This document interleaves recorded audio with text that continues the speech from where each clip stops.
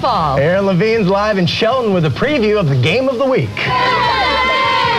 Yeah, guys, and from the look of things, and the Shelton High cheerleaders, they're ready to go. A community banding together following a despicable crime. It's our Varsity on Q game of the week. We'll have a preview coming up after the break.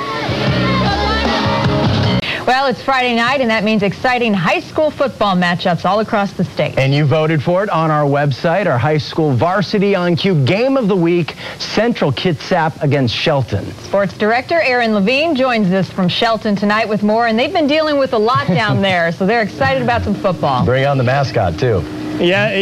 Yeah, absolutely. It's one of the best parts of Friday Night Football. Sometimes I'm making new friends. Hiram, the high climber here from Shelton High School, ready to go tonight, and so are the Shelton High cheerleaders, as Shelton taking on Central Kitsap in our Varsity on Q game of the week, and they are ready to go, and it's amazing given the circumstances and what this school has gone through over the last couple of weeks. Over Labor Day weekend, a brand new sports complex was burned down by arsonists. The crime is still under investigation, but this was a senior project, a 2,400 square foot complex that was burned to the ground. It was used for housing equipment. Baseball equipment was damaged and destroyed. Some football equipment, their practice jerseys were destroyed, and some equipment as well. I want to bring in athletic director Jim Judson from Shelton High School. And Jim, kind of talk about the last 3 weeks and what it's been like for this community. Well, you know, anytime you have a tragedy such as a fire, it really has impacted the community immensely. You know, the community effort in conjunction with the district support to make this complex a reality was something really special. And it's been tough. You know, the school year hadn't even started, and all the optimism looking forward to having this building 80% completed, and then just, you know, in a blink of an eye, it's all gone.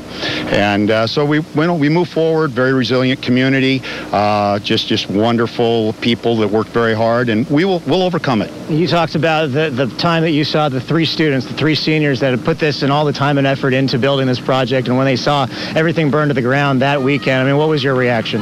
Well, it was very painful to see the three boys, that, you know, the tears in their eyes Sunday morning when you see the charred remains from the fire, and the hundreds of hours that these boys put in building something that was going to be a legacy, that was going to serve this community for many years to come. And you've mentioned the multiple sports were going to benefit from the storage facility.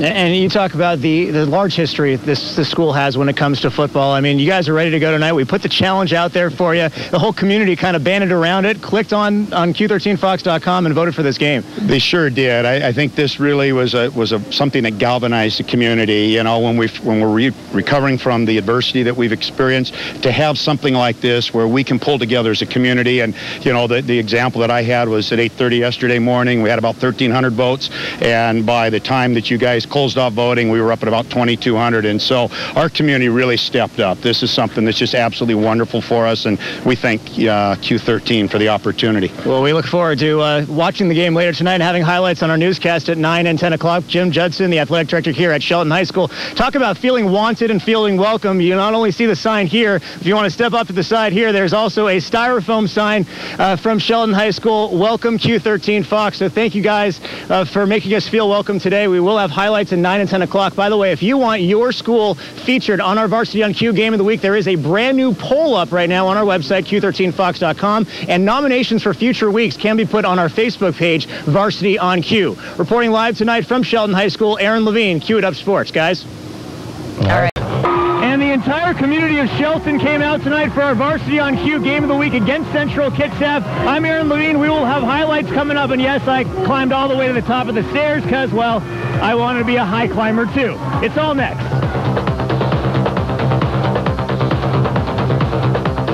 Hi, we're the Central Kitsap cheerleaders! Hi, we're the Shelton cheerleaders! And it's time to cue it up!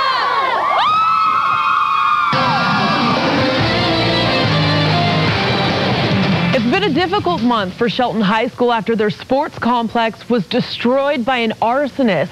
The football team taking on Central Kitsap tonight. Aaron Levine is live at the game. And Aaron, this one wasn't even close, was it? No, it wasn't, Aaron, but remember, this was the first home game since that incident that you've referred to, and give a lot of credit to the school community for banding together over the past month or so since that incident and showing up tonight to cheer Shelton on in their first Narrows League game against Central Kitsap. We'll show you what happened as Shelton's defense played really tough in the first quarter. They only allowed one long touchdown pass to Greg Cleveland. Second quarter, Jared Wheelander throwing it up for a wide open David Ajamu.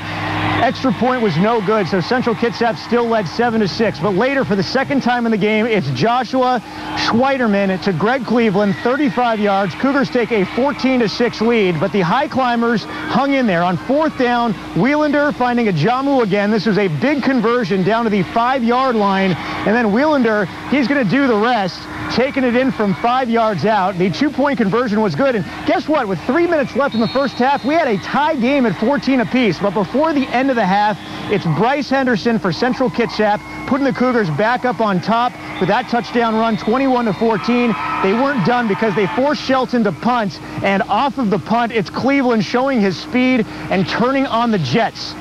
About 80 yards for the touchdown run on the punt return gives Central Kitsap a 28-14 halftime lead, and then the floodgates open in the second half. Third quarter, it's more of the same. This time it's Nicholas Zawadski breaking free, extending the Cougs lead to 35-14. It was one of 3 scores for him, as you're going to see here coming up, as Central Kitsap rolls 53-14. One final note, I want to send out our thoughts and prayers to Shelton Strand. He was taken off the field in an ambulance, dislocated his ankle. He is going to be okay. It's been a rough month for Strand, who happened to be one of the seniors whose senior project it was to build the sports complex that was burned down a few weeks ago. Reporting live tonight from Shelton High School, Aaron Levine, Q It Up Sports. Well, we hope he's going to be okay.